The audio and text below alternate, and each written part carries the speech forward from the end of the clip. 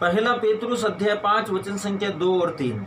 पहला पेतरुस अध्याय 5 वचन संख्या 2 और 3 में परमेश्वर जीविता ईश्वर का वचन कहता है। मेरे प्रियो, इस समय हम व्यक्तिगत रीति से परमेश्वर का वचन को पहले ध्यान से सुन ले, उसके बाद में परमेश्वर आपसे और मुझसे क्या चाहता है हम इस बात के ओर तवज्जो दें और इस बात को ध्यान दें, इस बात के ऊपर अपने बुद्धि को केंद्रित करें। परमेश्वर का मर्जी क्या है। संत पौलुस ने केवल आपके लिए, परमेश्वर संत पौलुस की पत्री के द्वारा, पेतरुस की पत्री के द्वारा परमेश्वर केवल और केवल आपको और मुझको गाइड कर रहा है। परमेश्वर आपको और मुझको इस बात का प्रशिक्षण दे रहा है कि व्यक्तिगत रीति से हमारे दैनिक और व्यक्तिगत आत्मिक और पारिवारिक कर्तव्य क्या है, व्यक्तिगत कर्तव्य क्या है, उन कर्तव्यों की हम दृष्टि लगाएं। वचन कहता है पहला पेतरुस अध्याय 5 वचन संख्या 2 और 3।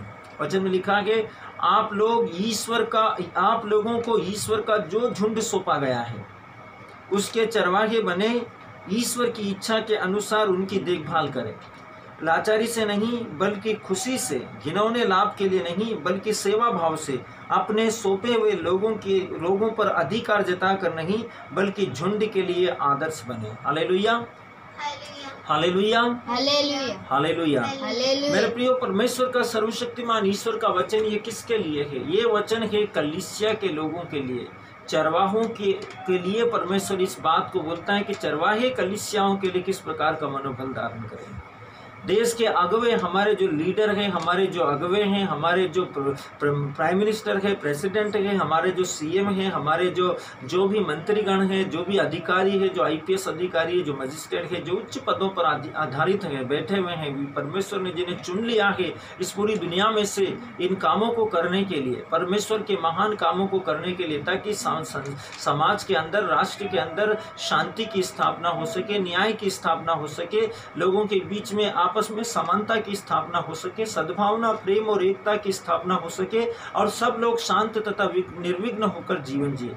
उसके लिए परमेश्वर अगुओं से कहता है, लीडरों से कहता है, चरवाहों से कहता है। मेरा तमाम लीडर और अगुओं से, हर जाति के लीडर और अगुओं से, धर्मगुरुओं से विशेष रूप से यह निवेदन है, प्रार्थना है कि परमेश्वर का वचन के ऊपर तवज्जो दे, उसको ध्यान दें। वचन में लिखा है कि आप लोग जिनको परमेश्वर ने बहुत बड़ी जिम्मेदारी, जवाबदारी और कर्तव्य और उत्तरदायित्व दे के रखे हैं। परमेश्वर का वचन कहता है चरवाहों के लिए परमेश्वर कहता है, झुंड के लीडरों के लिए परमेश्वर कहता है, राजनीतिक अगुवों के लिए परमेश्वर कहता है, राजनीतिक दलों के लिए परमेश्वर का वचन कहता है कि आप लोगों को ईश्वर की ओर से जो झुंड सौंपा गया है, जो लोग आपकी जिम्मेदारी है, जिन लोगों का पालन पोषण, देखभाल करना, जिन लोगों की जिम्मेदारी, जवाबदारी, कर्तव्य निष्ठता के बारे में आपको सोचना है, आप जिनके लिए कर्तव्य निष्ठ है, आप उत्तरदायित्व है जिनके, उनको जो झुंड सौंपा गया है, आप उस झुंड के चरवाहे हैं, आप उस झुंड के लीडर हैं, आप उस देश के प्रतिनिधि हैं, आप उन लोगों का प्रतिनिधित्व कर रहे हैं। इसलिए आपका कर्तव्य क्या है? अपने कर्तव्यों की ओर ध्यान दें, ईश्वर की इच्छा के अनुसार उनकी देखभाल करें। जो लोग आपको सौंपे गए हैं उनको किसके, अपनी इच्छा के अनुसार नहीं, आपके व्यक्तिगत इच्छा के अनुसार नहीं, ईश्वर की जो सर्वशक्तिमान है, सर्वशक्तिमान ईश्वर की इच्छा के अनुसार उनकी देखभाल करें, लाचारी से नहीं बल्कि खुशी के साथ। बहुत सारे लोग अपना जिंदगी के अंदर जब जॉब में जाते हैं, दफ्तर में जाते हैं, अपना पारिवारिक परेशानियों को, पारिवारिक टेंशन को, पारिवारिक परिस्थितियों को लेकर जॉब के लिए जाते हैं और जब वहाँ पर कुर्सी पे बैठ जाते हैं तो सोचते हैं कि वो बहुत बड़े काम करने के लिए बैठे हैं। मेरे प्रियो, ऐसा नहीं है। आपको ईश्वर ने जिम्मेदारी दी है, आपको ईश्वर ने कर्तव्य दिया है लोगों के लिए करने के लिए। आप उत्तरदायित्व हैं उन लोगों के लिए जिनके बनिस्बत आप उस सीट पर, उस कुर्सी पर बैठे हुए हैं। उनका उत्तरदायित्व है आपका कंधों के ऊपर। आपको उनके लिए लाचारी से नहीं, घिनौने लाभ के लिए नहीं, बल्कि सेवा और प्रेम भाव से उनकी सेवा करना है, उनके लिए काम करना है।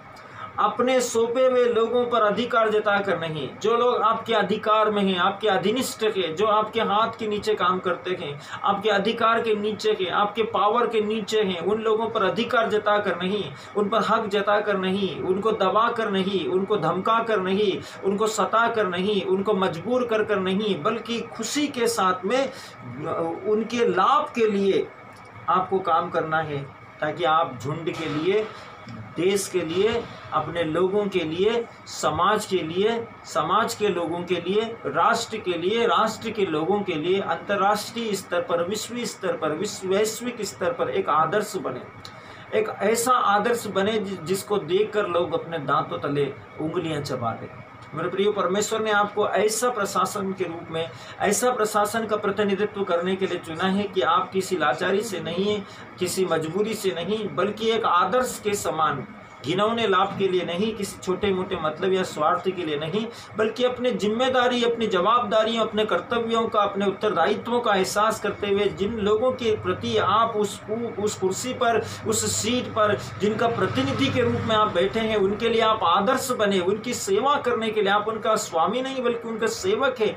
आप जनप्रतिनिधि के रूप में चुना गया है, इसलिए आप उनका सेवा के लिए आप बैठे हुए हैं। इसलिए आपको उनको दबाना नहीं, बल्कि उनके जरूरत और आवश्यकताओं के लिए ईश्वर का अनुग्रह जो आपको दिया गया है, उस अनुग्रह का इस्तेमाल करें। ईश्वर की कृपा जो आपको दी गई है, जिससे आप सब कुछ कर सकते हैं, एक प्रशासनिक अधिकारी के पद पर रहकर उसके सामर्थ्य में आप सब कुछ कर सकते हैं, उन कार्यों को करें जो आपके अधिकार में है, आपके नियंत्रण में है। मेरे प्रियो, आपके हाथों में परमेश्वर ने लोगों का झुंड सौंपा है, समुदाय का झुंड सौंपा है, उनकी जिम्मेदारी आपके ऊपर है। यदि आप उनकी जिम्मेदारियों को निभाते नहीं हैं, उन जिम्मेदारियों से कतराते हैं, उन जिम्मेदारियों में आलसीपन दिखाते हैं, उस जिम्मेदारियों में किसी न किसी प्रकार की आपके अंदर त्रुटि पाई जाती है, इसका लेखा जोखा आपको देना पड़ेगा। मनुष्यों को नहीं देना पड़ेगा। मेरे प्रियो, आप लोग इस चीज़ से निश्चिंत मत रहिए, इस चीज़ से चिंता मत कीजिए, इस चीज़ से इस बात की वजह से परेशान मत होइए कि आपको लोगों को, जनप्रतिनिधि को लेखा जोखा देना पड़ेगा। उसे तो आप किसी न किसी रीति से, किसी भी तरीके से, किसी भी प्रकार की चालाकियों के इसके द्वारा, किसी भी प्रकार के परिस्थितियों के द्वारा आप उसको दबा सकते हैं, या उसको बता सकते हैं, या उसको अज्ञात या गुप्त रख सकते हैं। लेकिन आपको जवाब देना होगा परमेश्वर को, आपको सर्वशक्तिमान को जवाब देना पड़ेगा। और सर्वशक्तिमान की आंखें निरंतर आपके ऊपर लगी हुई है, क्योंकि उसने आप पर विश्वास किया है, उसने आप पर भरोसा किया है, उसने आपकी योग्यता के अनुसार आपको उस पद पर बिठाया है, जिससे आप जनप्रतिनिधि के सेवक के रूप में उनके लिए, उनकी सहायता के लिए, उनके उद्धार के लिए, उनके जीवन के उद्धार के लिए, उनके आत्मिक जीवन के उद्धार के लिए, सामाजिक जीवन के उद्धार के लिए, सेवा भाव से उनके जीवन के विकास और उन्नति के लिए आप उस पद की गरिमा को बनाए रखें। प्रभु आपको आशीष दे। मेरे प्रियो, आप सबसे निवेदन है, जो भी बड़े बड़े पद और अधिकारियों के अधिकारी बनकर उन अधिकारों के अधिकार में रहते हैं, जिसके ऊपर कोई अधिकार नहीं है, लेकिन परमेश्वर ने आपको यह अधिकार दिया है, सो आप परमेश्वर के अधीन है, और परमेश्वर के अधीन रहकर आप अपनी जिम्मेदारी, कर्तव्य, दायित्व और उत्तरदायित्व का निर्वाह करें। प्रभु आपको आशीष दे। प्रभु इस काम को करने में जो भी रुकावटें, अड़चनें आपके जीवन में आती है, समस्याएं आती है, ईश्वर उन समस्याओं से आपको निजात प्रदान करे। परमेश्वर आपके कार्यों को सफल करे, आपको आशीष दे, आपको ब्लेस करे। और जिन लोगों का जिम्मेदारी ईश्वर ने आपको दिया है, ईश्वर उनके ऊपर आपको प्रभुता प्रदान करे। यीशु मसीह नाज़री के नाम से, पिता और पुत्र